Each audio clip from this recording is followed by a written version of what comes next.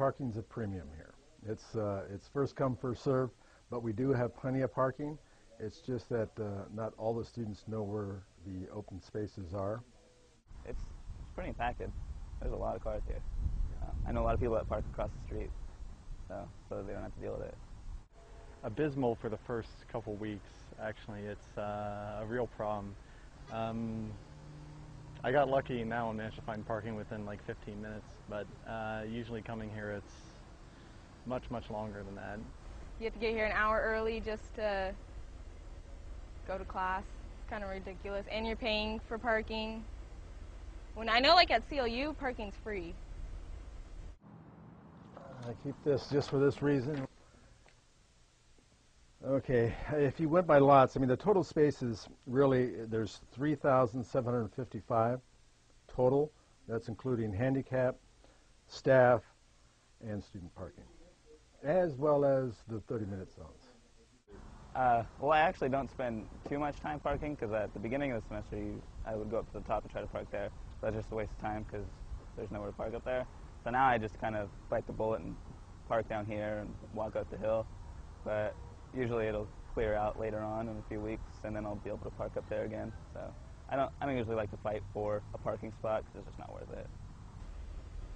Usually I had to park like all the way down there, walk up the hill, and then walk back down at the end of the day. At one point last year, I think it took me 35 minutes. That's the longest it's ever taken. Well, the most frequent one would be the permit violations, not having a permit. Other violations would be parking out of a marked stall. You have to have a white line basically on both sides of the car. And it's got to be white for students, yellow for staff, of course green is 30 minutes. You know, save your nickels and dimes throughout the semester so the following semester you can buy a permit. You know, prevent having to go to a permit machine for a daily, which occasionally break down. And even though I try to stay on top of it, there's still some issues with some of the machines. They are machines and they will break down. You know, I hate to say it, but maybe have the securities crack down on people who are not paying for parking. I mean, that might be a solution. I mean, it sucks to get a ticket, but, you know, us people who pay for our parking deserve a spot, you know. I think that's fair. How many citations? Per week, I would say anywhere from 100 to 150 per week, and then it decreases. It'd be kind of nice to have a multi-level parking structure somewhere around here. The trouble with it is that I think it would get a lot of opposition.